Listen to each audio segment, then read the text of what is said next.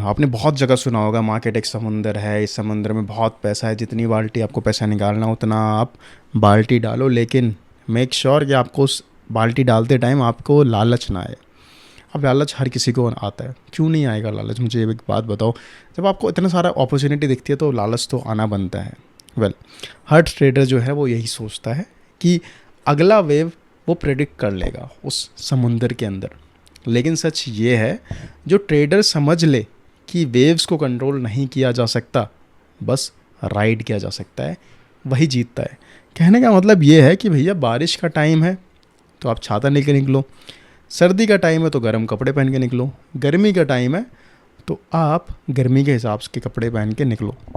Main चीज़ यह है कि तब आप मौसम को कंट्रोल नहीं कर सकते, आप मौसम के हिसाब से चीज़ें चल सकते हो। इसलिए मार्केट को प्रेडिक्ट करना एकदम अनप्रेडिक्टेबल है कि कल कैसा खुलेगा, आज कैसा होगा, क्या होगा। जैसा चल रहा है उसके साथ चलते रहो, मार्केट को गुरु बनाओ और पीछे पीछे हाथ जोड़ के जी चलते रहो। खैर, मैं पहली बात तो भाई कोई एडवाइस वगैरह नहीं दे रहा हूँ, और बस ये जो वीडियो है एजुकेशन पर्पज़ के लिए। I am not a SEBI registered person, so कहीं well so trading in the zone इसी मेंटल गेम का ब्लूप्रिंट है। ट्रेडिंग इन द जोन जो ऑथर है इसके वो है मार्क डगलस। अब वो कहता है कि ट्रेडिंग में सबसे बड़ी लड़ाई चार्ट्स के साथ नहीं होती है, आपके दिमाग के साथ होती है।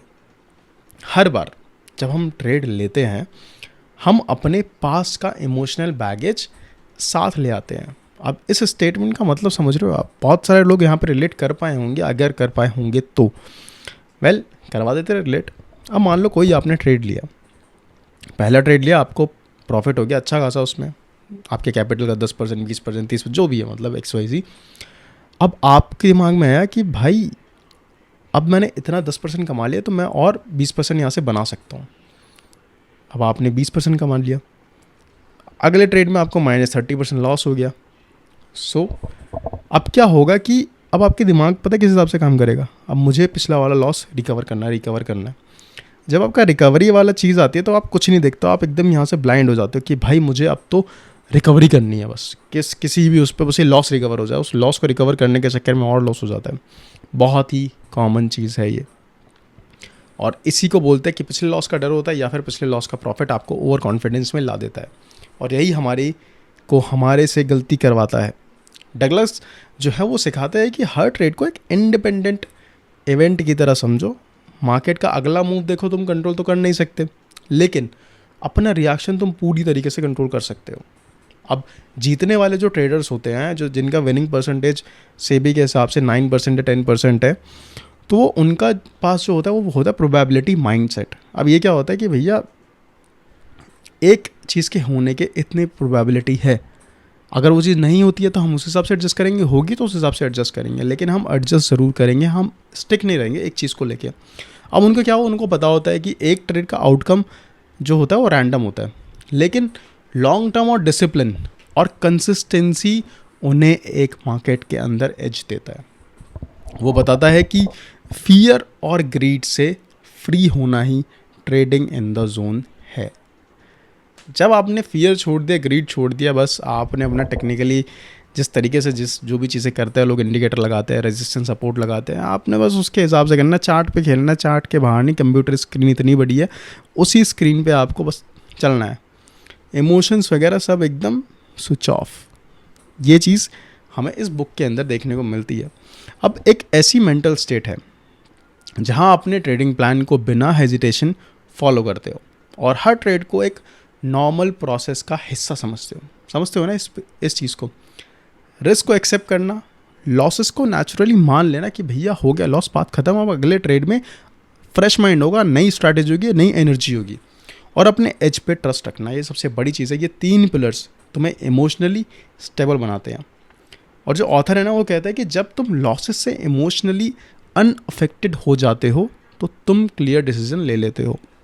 कहने का मतलब ये है, आपको बैक टू बैक 2 ट्रेड्स में लॉस हो गया, अब आपने क्या करा, तुरंत तीसरा ले लिया? नहीं, वेट करो, मुंह धो अपना, ब्रेक लो, आधे घंटे का ब्रेक लो, जो भी चीज़ है कर को, फिर से एक नई एनर्जी के साथ हो। अब जैसे कि आपकी गाड़ी का टायर पंचर हो जाता है, ये तो है नहीं कि आप पंक्चर पे चलाते रहते हो, आप टायर चेंज करते हो ना, रुक के आप रुके, टायर चेंज किया, उसके बाद आप आगे बढ़े। तो सेम ऐसे ही करके अपने थॉट्स चेंज करे, उसके बाद आप आगे बढ़े। और जब तुम प्रॉफिट में इतना ओवर एक्साइटेड होने लग जाते हो ना, तो ओवर ट्रेड भी करने लग जाते हो कि आज इतना हो गया भाई, आप तो इतना बनाना है, 1 लाख बनाना है, 2 लाख बनाना है, भैया बनाओ, किसी ने मना नहीं किया। लेकिन हर चीज़ कंट्रोल में होके कि मुझे बस पता होना चाहिए अभी मेरा प्रॉफिट चल रहा है, अभी लॉस चल रहा है, और इसमें कितना % मेरा रिस्क है। ये सबसे बड़ी चीज़ है। जब ये सारी चीज़ें आ जाती है ना, तब तुम मार्केट के फ्लो के साथ चलने लग जाते हो, बिना उसके खिलाफ चले, जानने की कोशिश किए। इन शॉर्ट मतलब एक लगा लो, ये एक रिमाइंडर है कि ट्रेडिंग के जो अल्टीमेट मास्टरी चार्ट्स होते हैं ना, मतलब कहने का मतलब है कि ये एक रिमाइंडर है कि ट्रेडिंग का अल्टीमेट मास्टरी चार्ट्स इंडिकेटर या सीक्रेट स्ट्रैटेजीज़ में नहीं है भाई, बल्कि एक discipline, probability, focus, emotion free mindset में है। मार्केट तो देखो हमेशा अनप्रेडिक्टेबल रहेंगे, आपको बस मैनेज करना है। आप मार्केट को नहीं हिला सकते, लेकिन मार्केट आपको हिला सकता है। तो आप हमेशा एक चीज़ के लिए प्रिपेयर रहो कि एक बुक है साइकोलॉजी ऑफ मनी में, उसमें होता है एक रूम ऑफ एरर के लिए। हमेशा आपकी चाहे 90 से 100% कोई भी चीज़ हो, बट हमेशा अगर कोई भी चीज़ है उसमें 10% हमेशा रूम ऑफ एरर का आप मान के चलो कि होगा ही होगा, कुछ गुफ अप होता है, कुछ भी होता है, तो आप उसके लिए हमेशा प्रिपेयर रहो। और बाकी तो यार समझदार हो आप, सब्सक्राइब कर दो फटाफट से। अभी 8 ही सब्सक्राइब हुए हैं चैनल पे, बस मैं क्या बताऊँ, 8 लोगों के लिए वीडियो बनाना बहुत करेज का काम कर रहा हूँ मैं। हेल जोक्स अपार्ट, सब्सक्राइब करो। मिलते हैं अगले जर्नी में, और बहुत सारा ज्ञान आप हमें दीजिए। अगर आपका मन हो आप ले सकते हैं बिल्कुल। तो एक्सचेंज चलता रहना चाहिए ना।